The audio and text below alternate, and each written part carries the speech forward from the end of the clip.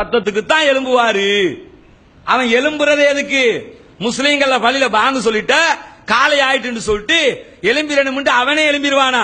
அவன் காவிரா இருந்து ஒரு வழிகாட்டுதல் மாதிரி பாங்கு சொல்லிட்டாங்க, அப்ப எழும்படும் சொல்லி சாஜி பிரேமதாசன் இருக்கிற காலத்துல எழுப்பினான்னு சொல்லி இப்ப லேட்டஸ்டா ஒரு மீட்டிங்ல பேசுற நேரத்துல கூட சஜித் பிரேமதாஸ் சொன்ன செய்தியை பார்த்தோம். ஆனா நம்மாக்கள் என்ன செய்யறான்? அப்பதான் ஒரு பெட்ஷீட்டுக்கு இன்னொரு பெட்ஷீட்டை போட்டுட்டு படுப்பான்.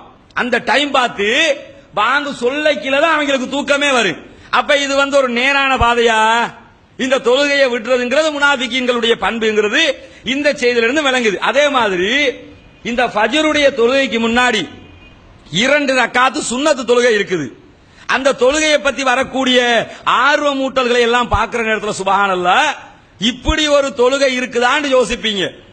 ஃபர்து தொழுகைக்கு ஈக்குவலாக ரசூலுல்லாஹ் சொல்லக்கூடிய ஒரு தொழுகை, அதாவது முன் சுன்னத்துடைய சிறப்பை பத்தி முஸ்லீம்ல வரக்கூடிய ஒரு ஹதீஸ்ல ரசூலுல்லாஹி ஸல்லல்லாஹு அலைஹி வஸல்லம் சொல்றாங்க, ரகாத்தல் ஃபஜ்ரி கைரும் மினத் துன்யா வமா ஃபீஹா. ஃபஜ்ருடைய முன் சுன்னத் இருக்குல்ல, அந்த முன் சுன்னத்து இந்த உலகமும் அதில் உள்ளவைகளையும் விட சிறந்தது. எல்லார வாழ்க்கையும் எப்படி ஓடுது? காலை 10 மணி ஆனா கடைக்கு ஓடிடுறோம், நைட்டு 10 மணிக்கு தான் வீட்டுக்கு வர்றோம். உழைப்புன்னு சொல்லி உலகத்துக்காகத்தான் காலத்தை கழிக்கிறோம். உலகத்துக்காக காலம் கழிக்கிறவங்க என்ன நினைக்கிறேன் தெரியுமா? இந்த ஃபஜ்ருடைய முன் சுன்னத் இருக்குல்ல, அன்னைக்கு முழுக்க நீங்க உழைக்கிறதை இந்த உலகத்தையும் விட சிறந்தது. ரசூலுல்லாஹ் காலத்துல ஒரு நபி தோழர் வர்றாரு, ஃபஜ்ரு தொழுகை முடிச்சதோட எழும்பி 2 ரக்காத்து தொழுகிறாரு. ரசூலுல்லாஹ் கேக்குறாங்க, என்னப்பா ஃபஜ்ரு தொழுகை 4 ரக்காத்து ஆயிடுச்சா அப்படின்னு கேக்குறாங்க.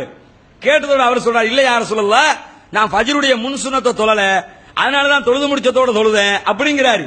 ரசூலுல்லாஹ் அங்கீகரிச்சுக்கிறாங்க. ஃபஜ்ருடைய முன் சுன்னத்து பின் விடுபட்டுடுச்சுன்னு சொன்ன தொழுக முடிச்சதுக்கு பிறகு கூட என்ன செய்யலாம்? அதை தொழுதுக்குறங்கிறாங்க. ஏன்?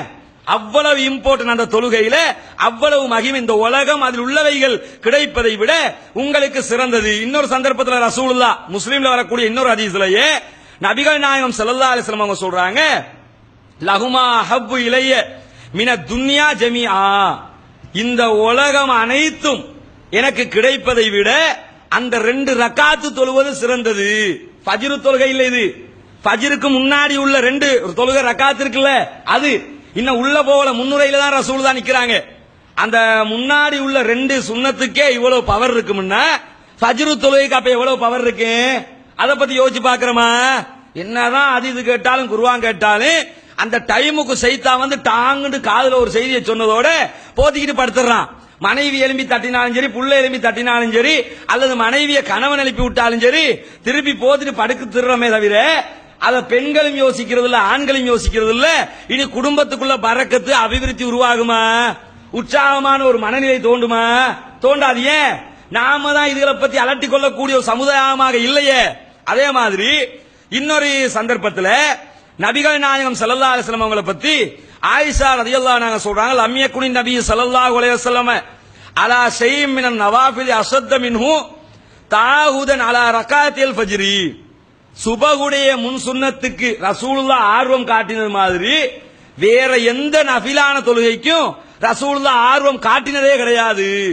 சுபகு தொழுகை முன் சுன்னத்தை விடாம ரசூலுல்லாஹ் வாழ்க்கையில தேடி பாத்தீங்கன்னா ஒரே ஒரு சந்தர்ப்பத்தில் மட்டும்தான் முன் சுன்னத்தே தவறி இருக்குது. நம்மள நிறைய பேருக்கு சுபகு தொழுகையே இல்லாம இருக்குது. ரசூலுல்லாஹ்க்கு வாழ்க்கையில ஒரே ஒரு சந்தர்ப்பத்தில் தான் சுபகுடைய முன் சுன்னத்தே மிஸ் ஆகி இருக்குது.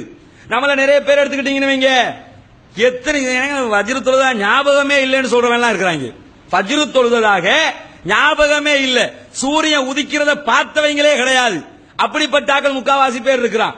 நாம எல்லாம் இருக்கிறது நுவரலியில இருக்கிறவனாலும் கூட ஒரு பேச்சுக்கு சொல்றேன், ரொம்ப குளிரான பகுதி, எழும்ப முடியல, இப்படி இருக்கிறவங்களே சுபகுக்கு போயிடுறாங்க.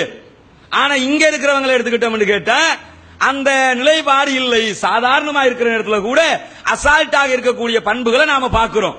அதே போல இந்த ஃபஜ்ருடைய தொழுகை எடுத்துக்கிட்டீங்கன்னு சொன்னா நபிகள் நாயகம் ஸல்லல்லாஹு அலைஹி வஸல்லம் அவங்க இந்த தொழுகையில் ஓதக்கூடிய சூறாக்கள் தொடர்பாகவும் சில ஹதீஸ்கள் வருகிறது.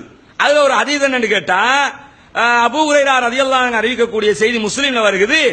ஸல்லல்லாஹு நபி ஸல்லல்லாஹு அலைஹி வஸல்லம் ரசூலுல்லாஹி ஸல்லல்லாஹு அலைஹி வஸல்லம் அவங்க தொழுகிற நேரத்தில் கராஃபி ரகாயத்தில் ஃபஜ்ரி, ஃபஜ்ருடைய 2 ரக்காத்துலயும் குல்யா அய்யுல் காஃபிரூன் வ குல் ஹுவல்லாஹு அஹத் இந்த ரெண்டு சூறாக்களையும் ரசூலுல்லாஹி ஸல்லல்லாஹு அலைஹி வஸல்லம் அவர்கள் ஓதுவார்கள்.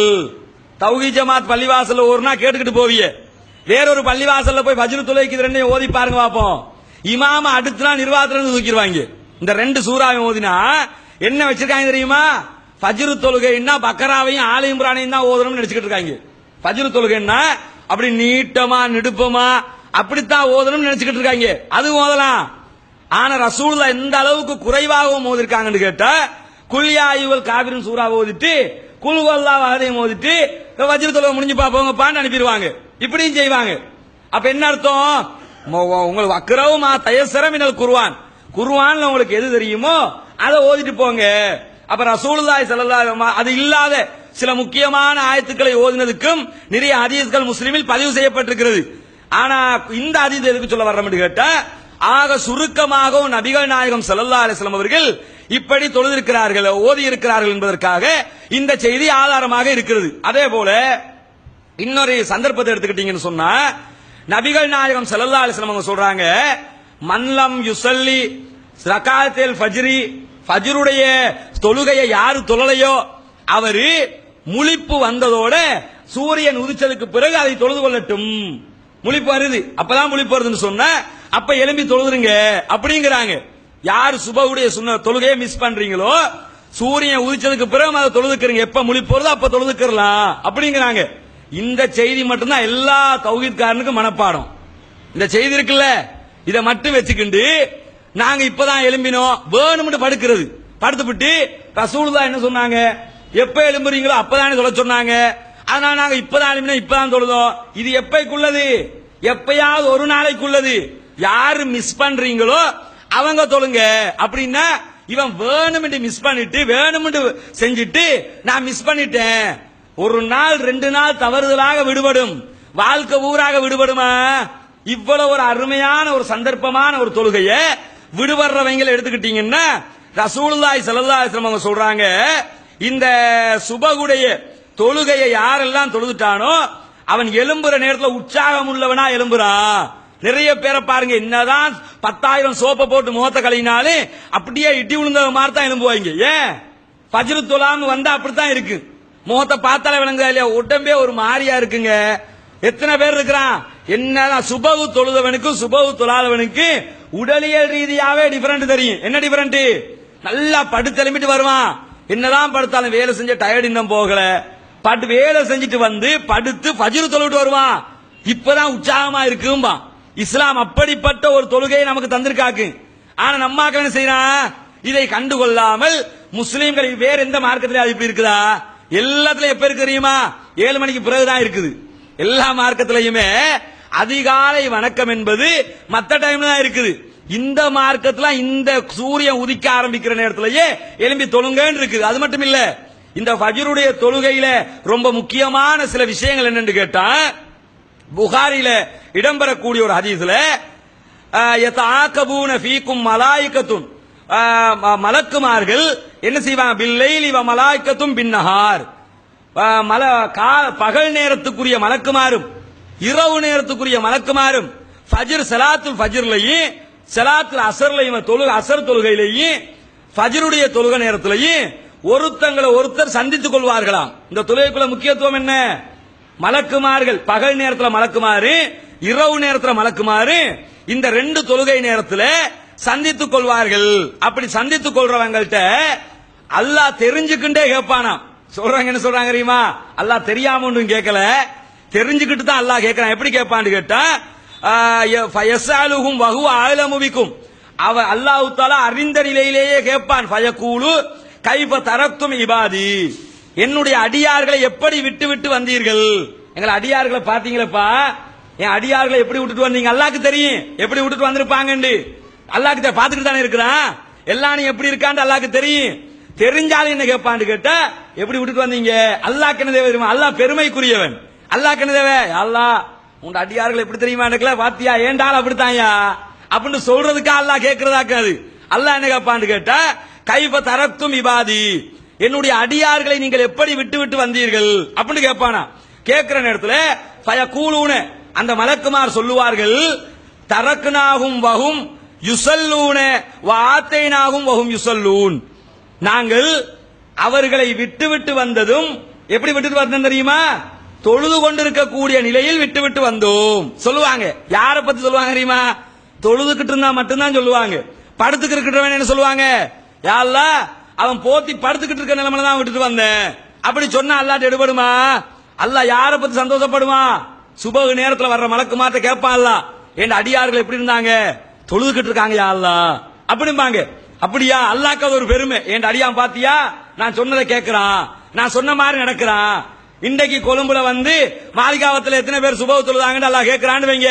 யா அல்லாஹ், ஊர்ல 30,000 பேர் இருக்கான், ஆனா ஃபஜ்ர் தொழுகைக்கு 40 பேர் தான் வந்தான். ஊர்ல 30,000 பேர் இருப்பான். தேடி பாத்தீங்கன்னா எல்லா பள்ளியும் கணக்கு போட்டு பாருங்க, 100 பேர் கூட தேராது. ஃபஜ்ர் தொழுகைக்கு இருக்கிற எல்லா பள்ளியும் கணக்கு போட்டு பாத்தீங்கன்னா 100 பேர் கூட தேராது. அதுல 80 பேர் வந்து 50 வயசை தாண்டவனா இருப்பான். 20 பேர் தான் வந்து 25 வயசு 30 வயசு பொடிய மாறா இருப்பாங்க. அப்ப என்ன அர்த்தம்? அப்ப எல்லா மத்த தொழுகையெல்லாம் இளைஞர்களும் தொழணும் மாதிரி விளங்கி இருக்கிறான். ஃபஜ்ர் தொழுகை என்ன இளைஞனுக்கு கணக்கு இல்லையா? அப்ப தொழக்கூடாத இளைஞருக்கு ஹராமான ஒரு தொழுகையா? இஸ்லாம் வந்து இளைஞர்களை உருவாக்கும் போது உற்சாகம் உள்ளவர்களாக உருவாக்குகிறது. நம்ம இளைஞன் எப்படி இருக்கான்?